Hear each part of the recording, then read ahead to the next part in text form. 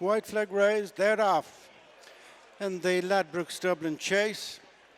So much history between the 6 runners. Short run to the first of 10 fences spaced across it. It is Majborough and Energumen, the stable companions from Solness. Pushed to warm up on the stand side, followed by Founder 50. To the far side is Senesia and Marine Nationale just the back marking. Taking each other on, Solness joins issue with Majborough and Energumen in between them.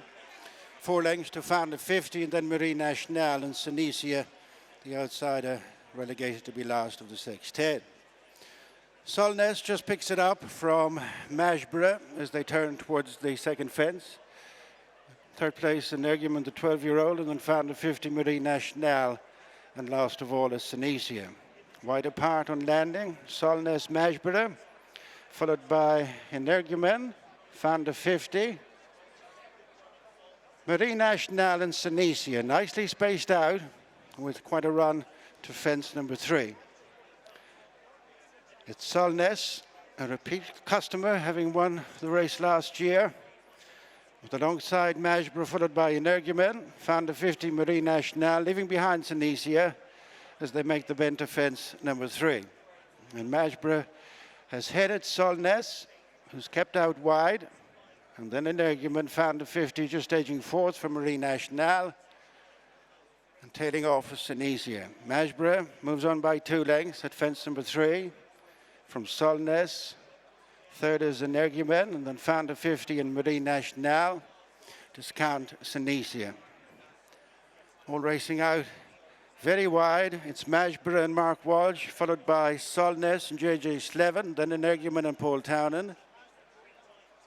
After them, there's a few lengths to Marine Nationale, Sean Flanagan, and Founder 50, Jack Kennedy, as they jump the next fence, bringing them past the halfway stage. Solness got a reminder there on landing as they go towards the first of 2 ditches. And it's Majborough by 2.5 lengths, rising at the ditch from Solness and Energumen, Marine Nationale and Founder 50.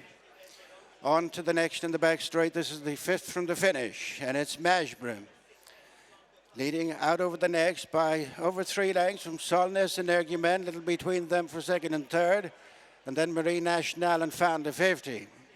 For the jump, nicely clear now is Majborough. Back into second goes stable companion Energumen, and then Solness, Marine Nationale edging a little bit closer. These have dropped Founder 50, 3 more fences left to jump, and the Grade 1 Ladbrokes Dublin Chase. And it's Majborough turning towards the last ditch from Energumen, who's closed the gap in between fences. Solness joined for third by Marine Nationale, and then Founder 50. 3 to go. Majborough by over 4 lengths to Energumen. Third is Marine Nationale. Founder 50 and Solness is falling away with 2 fences to jump. Majborough by an increasing 5 lengths to Energumen. Nudged after them, and third is Marine Nationale, and then Founder 50, and Solness has tied up. The second last, it's Majborough up over from Energumen, who got in underneath it, then Marine Nationale, and Founder 50 is trying to stay on, but Majborough back for home on the final fence by 5 lengths, driven into second Marine Nationale, and then comes Energumen and Founder 50. Round the bend for home with 1 more fence to jump, and the Ladbrokes Dublin Chase, and it's Majborough and Mark Walsh out in front from Founder 50, who's quite dogged, stays on into second for Jack Kennedy, and then Marine Nationale, who's beaten for Sean Flanagan. The final fence, Majborough's over and clear from Founder 50, Marine Nationale, and Energumen next, well clear of Solness. They're very well strung out in the closing stages of the Ladbrokes Dublin Chase as Majborough fulfills his potential, is romping to victory in the Ladbrokes Dublin Chase. A doubling of Grade 1s for Mark Walsh, Willie Mullins and JP McManus. Close second and third between Marine Nationale, Founder 50. Well, there it is. That is the performance that many have suspected was in Majborough. If he could finally put it all together, and Ruby, my word, has he done that today? That was superb. Absolutely spectacular, Gary. From the word go, I was worried the cheekpieces might make him over race, and I must say my heart was in my mouth at times through the contest, thinking, is he going too hard? But he just did it with such ease. He never missed a beat. But you see it in every sport. somebody underage is a star, and then when they make the transition into the senior leagues, it takes them a while to get to grips with it, and that looks at this fella. He was jumping today, it was magic. It was a different horse to the one we saw on the Hilly Way.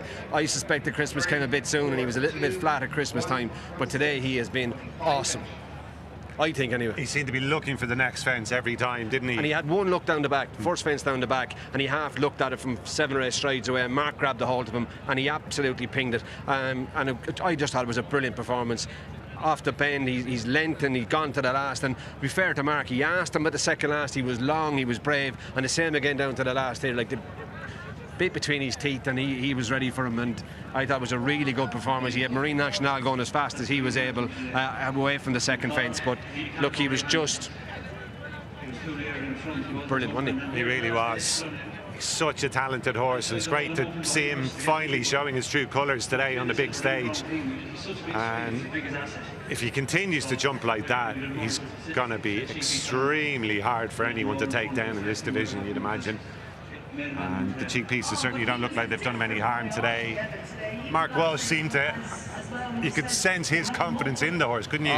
Firing him at fences. And the way he rode him as well, like, and the cheekpieces have worked a treat on him. You thought they would beforehand, and he just, the way he's galloped on that ground again, they're good horses. When Marine Nationale found a 50, Falleness never got on the bride. Leonard Gamine loves that ground. You know, they are really good horses, and look, I wouldn't agree with Barry Connell. I thought the horses in Ascot were good horses too. John Bond and Ilete Tomp, but like, this fella is just, yeah.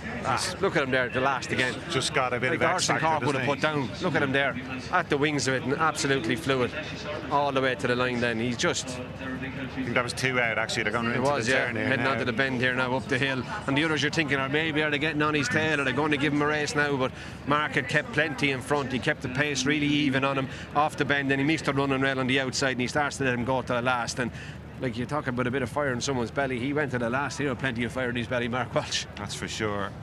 Marine Nationale is due. He's kept on well for minor honours, but halfway down the back, the horse in front was going to have to do something wrong, wasn't he, for the rest to have any chance? He was, and that was, and you often look at Leopardstown and you think, to me, you have to have won a 2-mile chase at the second last in Leopardstown to have the pace for Cheltenham.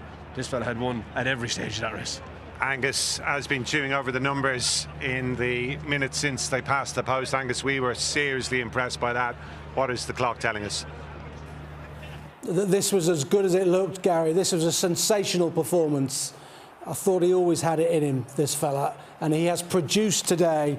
If we look at the overall times of the races so far today, 32 seconds above the standard the first, 19 above the second, there were 28 above in the third, and he, Majborough, is only 2.5 seconds above the Racing Post standard in the conditions that we've got today. That is a sensational time, a really good time performance from him. He's come home evenly, 102.48. Basically, he's gone a real good gallop, and he has just kept going. I thought some of those early fractions, he might stop, he might be tired in the closing stages, but his finishing speed percentage says that he just kept on rolling, and he was 19 lengths too good for Marine Nationale. What a performance. 2-1, Marine Nationale 5-4 favourite.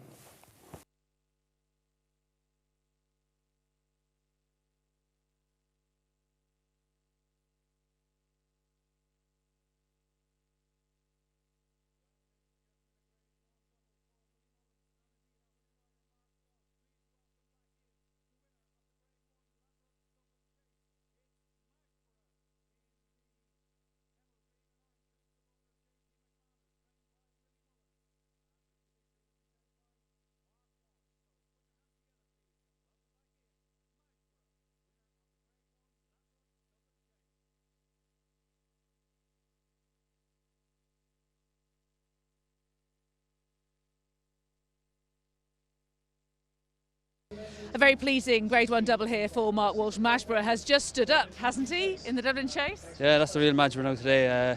Cheekpieces were a big help to me. Tried to hold him up here the last day to get a lead because he jumped so bad in Cork, but it was the wrong thing. He's such a big stride, you have to let him straight on. And he jumped brilliant with them cheekpieces in front today. I'm delighted with him. And do you think he can replicate it at Cheltenham on different ground potentially? Yeah, hopefully. Like, he's won on good ground, he's won on heavy ground, so you'd be hoping anyway. Good day for you. You must be very pleased. Yeah, and still two more to come, so hopefully more to come. Absolutely. Let's hope there is more. Very satisfying. Well done, Mark. Thank you. Thanks. Two Grade 1s down already at Leopardstown for trainer Willie Mullins. Kate Doughty, very good in the novice chase earlier today. And Majborough, cheap piece on here today, building on his potential to prove a devastating winner here today at Leopardstown Ladbrokes Dublin Steeple Chase. Well done, Willie. Thank you. Yeah, I mean, Kate Doughty, fantastic, jumped out, did the job. But I thought Majborough was just spectacular. We've been wondering how to ride Majborough, and we've been doing different things and telling Mark to do this and telling Mark to do that. And Mark stood up today and said he wanted to do what he wanted to do, and I said, okay. So we put it down to Mark Walsh. He tactically got it totally right. He said put a few cheek pieces on him. We did, and it just turned the horse inside out. So down to Mark. Well done. And the way he put his rivals to the sword from halfway down the back, he was just jumping, going forward. Rest of his rivals, save for Atlantic, were struggling. That's it. I mean, Mark has always been just so confident in the horse's ability to jump and gallop and jump. And just the first day in Mallow, I think he when he got to the front, he was looking left and right. He's going everywhere. He wasn't concentrating, and that's why Mark said, let's put the cheek pieces on, So a big call, and it worked fantastic. You forget he's only a 6-year-old, and today it looks like you've really worked out how to get things right from all roads will lead to Cheltenham. Looks like that now. I won't be deviating anywhere else. So it looks like we could have a nice spring with him. You got both him and Kate Doughty out of the same race in France when they both made their debuts. Yeah, I think Majborough won the race, and Kate Doughty was 4th or 5th or something like that. And both are similar type horses. I mean, if you line them up, and I think when I saw Kate Doughty coming in after Majborough, I thought there could be two brothers. They're two fine, big, long-striding, dark horses.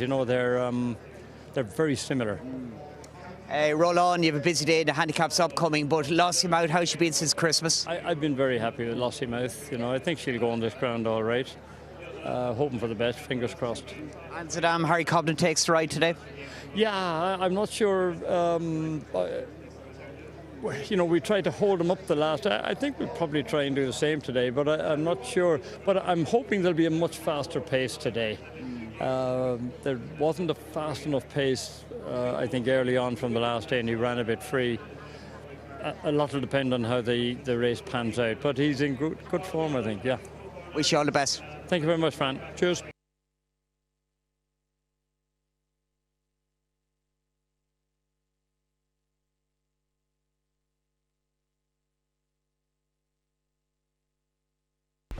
Watch live racing now on racingtv.com.